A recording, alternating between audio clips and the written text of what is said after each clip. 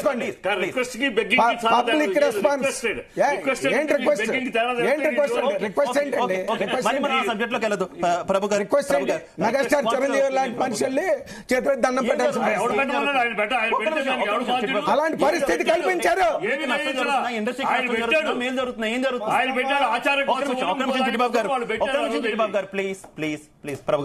First of all మీరు మీ lead లో చెప్పిందంతా చూస్తుంటే ప్రజలను దోపిడీ చేయడం కోసం, జనాన్ని దోపిడీ చేయడం కోసం ఇండస్ట్రీ అంతా కూడా ఏదో ఒక కొత్త ఇది పడినట్టుగా ఉందనుకున్నట్టుగా ఉంది తప్ప నిజంగా ఇండస్ట్రీలో సినిమాల తాలూకు గాని, సినిమా నిర్మాణం తాలూకు గాని సాధక బాధకాల మీద మీకు ఒక సానుకూలమైన దృక్పథం ఉన్నట్టుగా నాకు అనిపించలేదు.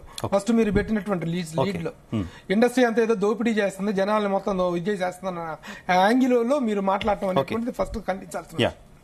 మోరెవరు ఒక సినిమా అనేటువంటిది ప్రేక్షకుడు యొక్క అభిరుచికి, ప్రేక్షకుడు యొక్క ఆసక్తికి సంబంధించినటువంటి విషయం. ఒక వస్తువు కొనుగోలండి. సినిమా అనేటువంటిది ఒక వస్తువు అనేటువంటిది చూసి కొంటాం, సినిమా అనేటువంటిది కొని చూస్తాం, టికెట్ కొని చూస్తాం. అవునా?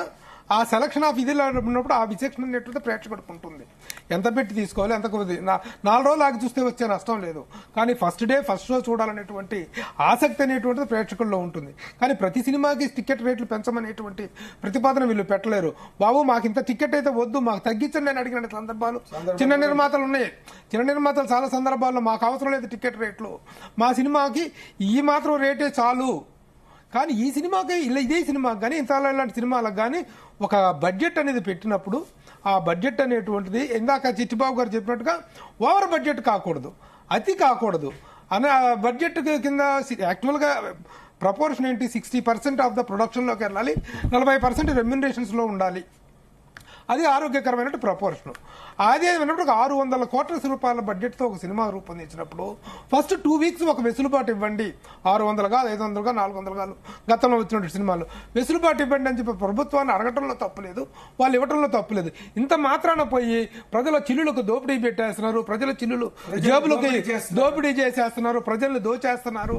ఎందుకు దోచేస్తారు? నీ జేబుల నుంచి వచ్చి డబ్బులు అని తీసుకుంటారా? నువ్వు వెళ్ళి తీసుకెళ్ళి ఇస్తేనేగా తీసుకునేది. ఆ సినిమాకి ఆ స్టామినా ఉందా లేదా? ఆ సినిమాకి అంత కంటెంట్ వెయిట్ ఉందా లేదా? ఒకవేళ లేదనుకోండి, ద నెక్స్ట్ డే అదే టికెట్ ఊరికి ఇచ్చినా సరే తీసుకునేవాడు ఉండడు. అది మీరు గమనించకుండా మరి మీరు ఎలా పెడతారండి? మీరు ఎలా, how can you blame the industry?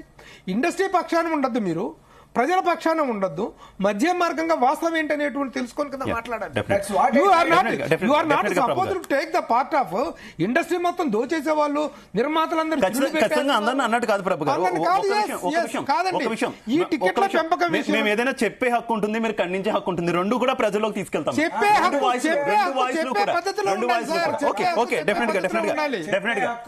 అన్ని అంశాల మీద కూడా మనం డిస్కస్ చేస్తాం.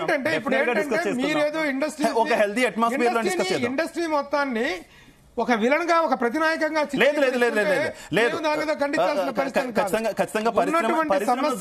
పరిశ్రమను ఇబ్బంది పెట్టేది, పరిశ్రమకు చేటు చేయాలనేది మా ఉద్దేశం అయితే కాదు. ఓకే, మనతో పాటు